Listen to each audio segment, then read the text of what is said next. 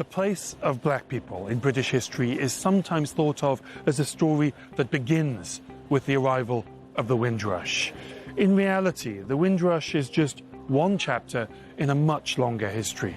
Black people have been living in this country for centuries, and the story of the black presence in the United Kingdom goes back all the way to Roman times. This is old history, the history that you don't learn at school. When I was 16, I went into a bookshop and I bought this book, Staying Power by Peter Fryer. And to black British people of my generation, this was the most important book in the world. Because what it did was it showed us that we weren't new arrivals, but that we were part of a longer, deeper history that went back centuries.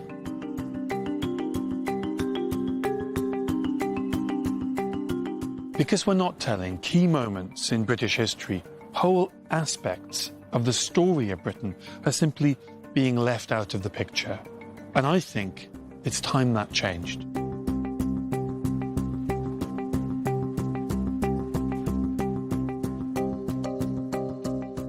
That phrase, black British, that we're really used to today, I never heard that when I was growing up.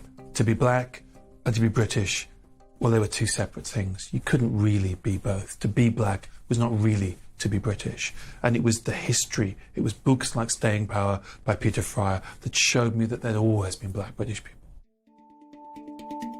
Black British history is so diverse. It's just kind of a shame that at a young age you can't really participate and celebrate in your identity. How can you not want to learn about your past because you can't go forward without understanding your past? When I talk to young black people, what they tell me is that they are as desperate as I was when I was their age to learn more about the longer history of the black presence in Britain, and that history is still not being taught to them at school.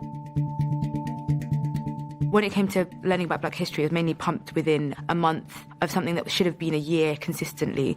And it was kind of ranging from Mary Seacole to Nelson Mandela, Martin Luther King. What a lot of people are taught at school are the biographies of individual black people. And there's lots of good stuff that comes out of that. It's really great that kids now learn about Mary Seacole and they learn about Walter Tull. That's great, and I haven't got a problem with it. But if you only do that, what you find is you just create these isolated black characters, and what you don't learn about are the forces that led Britain to interact with Africa, interact with Africans. You don't learn about just how important the sugar slavery economy was in the 17th and 18th and early 19th centuries. We don't learn that Britain's relationship with the United States, economic relationship after the American War of Independence and right up to the Civil War, is founded on cotton, and that cotton is produced by African Americans, enslaved African Americans.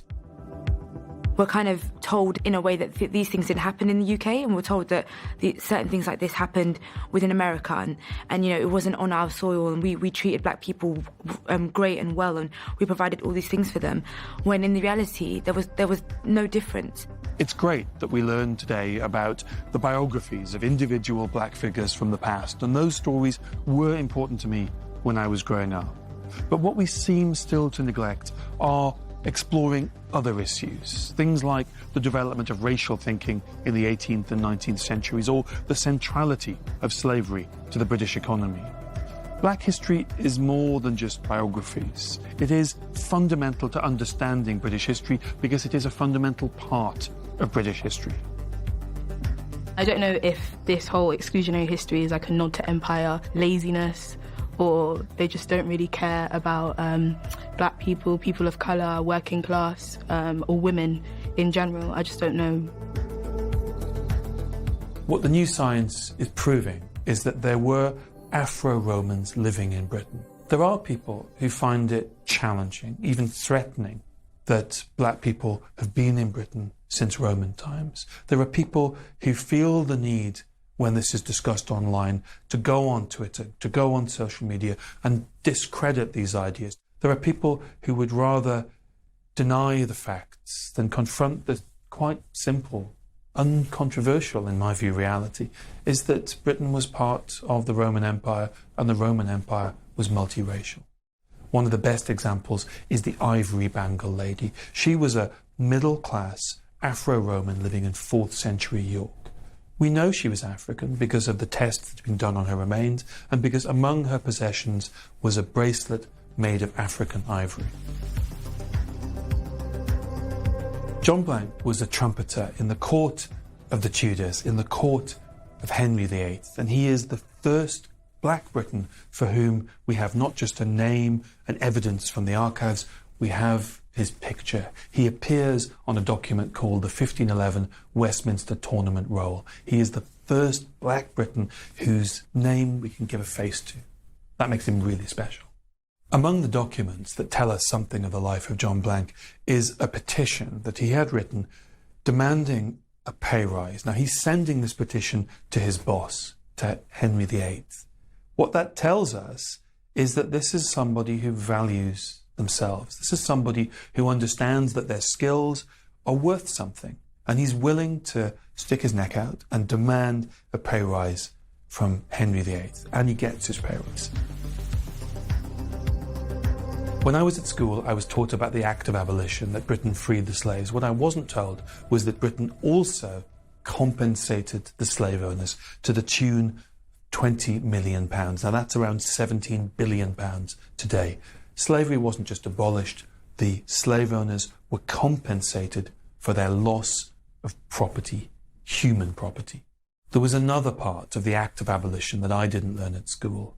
What I wasn't taught was that the former slaves weren't freed immediately. They were made to work 45 hours a week for the next 4 to 6 years for their former owner in a system that was called apprenticeship. There is a specific moment in British history that I'm thinking about this year. We've marked lots of centenary anniversaries from 1914 to 1918, but there is another set of stories about another year. A year in which black soldiers returned from fighting but were not included in the victory parades. A year of race riots. A year in which a black man was lynched on the streets of a British city. All of that happened in the forgotten year of 1919.